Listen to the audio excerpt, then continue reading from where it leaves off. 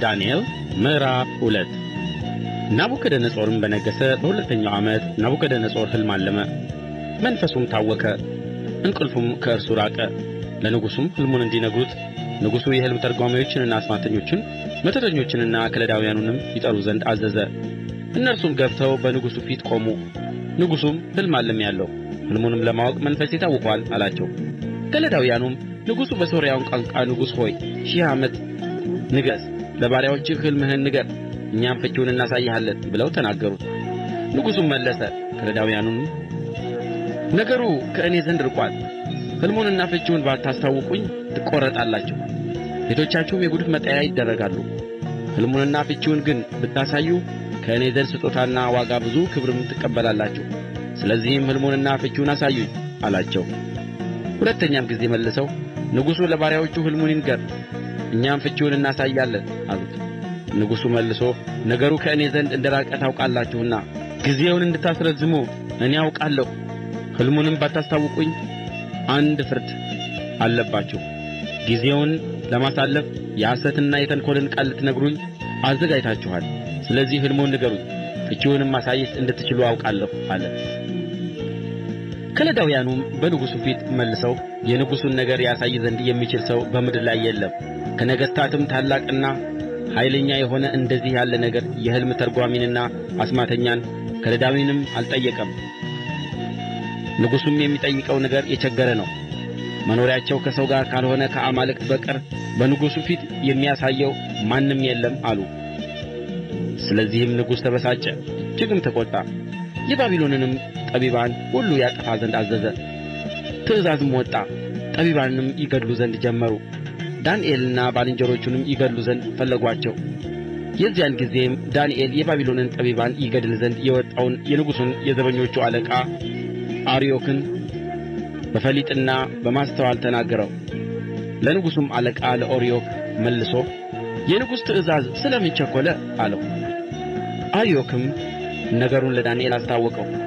ዳንኤልም ገብቶ ፍቺውን ለንጉሡ የሚያስታውቅበት ጊዜ ይሰጠው ዘንድ ንጉሡን ለመነ።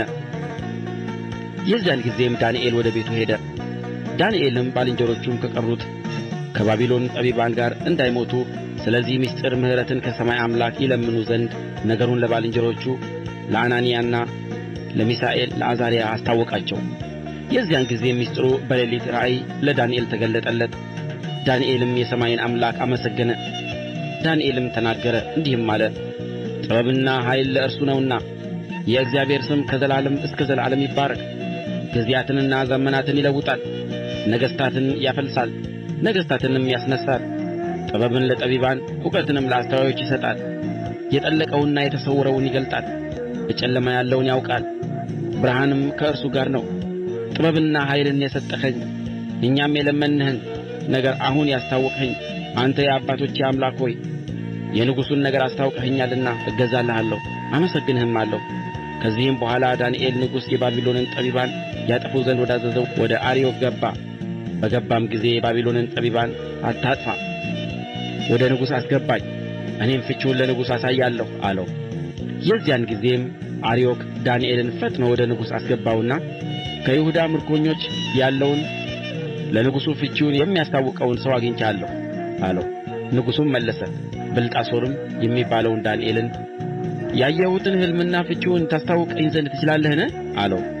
ዳንኤልም በንጉሡ ፊት መልሶ እንዲህ አለ፣ ንጉሡ የጠየቀውን ምሥጢር ጠቢባንና አስማተኞች የሕልም ተርጓሚዎችና ቃላተኞች ለንጉሡ ያሳዩ ዘንድ አይችሉም። ነገር ግን ምሥጢር የሚገልጥ አምላክ በሰማይ ውስጥ አለ። እርሱም በኋለኛው ዘመን የሚሆነውን ለንጉሡ ለናቡከደነፆር አስታውቆታል። በአልጋህ ላይ የሆነው ሕልምና የራስህ ራእይ ይህ ነው። አንተ ንጉሥ ሆይ ከአንተ በኋላ የሚሆነው ምን እንደሆነ በአልጋህ ላይ ታስብ ነበር። ምሥጢርንም የሚገልጠው የሚሆነውን ነገር አስታውቆሃል።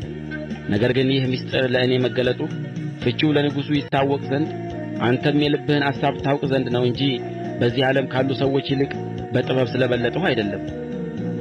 አንተ ንጉሥ ሆይ ታላቅ ምስል አየህ። ይህም ምስል ታላቅና ብልጭልጭታው የበዛ ነበረ። በፊትህም ቆሞ ነበረ፣ መልኩም ግሩም ነበረ። የዚህም ምስል ራስ ጥሩ ወርቅ፣ ደረቱና ክንዶቹም ብር፣ ሆዱና ወገቡም ናስ፣ ጭኖቹም ብረት፣ እግሮቹም እኩሉ ብረት እኩሉም ሸክላ ነበረ። እጅም ሳይነካው ድንጋይ ከተራራው ተፈንቅሎ ከብረትና ከሸክላ የሆነውን የምስሉን እግሮች ሲመታና ሲፈጭ አየህ። የዚያን ጊዜም ብረቱና ሸክላው፣ ናሱና ብሩ፣ ወርቁም በአንድነት ተፈጨ። በመከርም ጊዜ በአውድማ ላይ እንዳለ እብቅ ሆነ።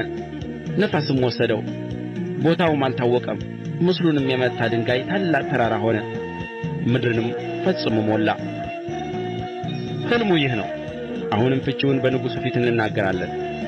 አንተ ንጉሥ ሆይ የሰማይ አምላክ መንግሥትንና ኃይልን ብርታትንና ክብርን የሰጠህ የነገሥታት ንጉሥ አንተ ነህ። በሚቀመጡበትም ስፍራ ሁሉ የሰው ልጆችንና የምድር አራዊትን የሰማይ ወፎችንም በእጅህ አሳልፎ ሰጥቶሃል። ለሁሉም ገዢ አድርጎሃል። አንተ የወርቁ ራስ ነህ። ከአንተም በኋላ ከአንተ የሚያንስ ሌላ መንግሥት ይነሣል። ከዚያም በኋላ በምድር ሁሉ ላይ የሚገዛ ሌላ ሦስተኛ የናስ መንግሥት ይነሣል። አራተኛውም መንግሥት ሁሉን እንደሚቀጠቅጥና እንደሚያደቅቅ ብረት ይበረታል። እነዚህንም ሁሉ እንደሚፈጭ ብረት ይቀጠቅጣል ይፈጭማል። እግሮቹና ጣቶቹም እኩሉ ሸክላ እኩሉም ብረት ሆኖ እንዳየህ እንዲሁ የተከፋፈለ መንግሥት ይሆናል። ብረቱም ከሸክላው ጋር ተደባልቆ እንዳየሁ የብረት ብርታት ለእርሱ ይሆናል። የእግሮቹም ጣቶች እኩሉ ብረት እኩሉም ሸክላ እንደነበሩ እንዲሁ መንግሥታቱ እኩሉ ብርቱ እኩሉ ደካማ ይሆናል። ብረቱም ከሸክላው ጋር ተደባልቆ እንዳየህ እንዲሁ ከሰው ዘር ጋር ይደባለቃሉ። ነገር ግን ብረት ከሸክላ ጋር እንደማይጣበቅ እንዲሁ እርስ በርሳቸው አይጣበቁም። በእነዚያም ነገሥታት ዘመን የሰማይ አምላክ ለዘላለም የማይፈርስ መንግሥት ያስነሣል፣ ለሌላ ሕዝብ የማይሰጥ መንግሥት ይሆናል። እነዚያንም መንግሥታት ሁሉ ትፈጨዋለች፣ ታጠፋቸውማለች፣ ለዘላለምም ትቆማለች።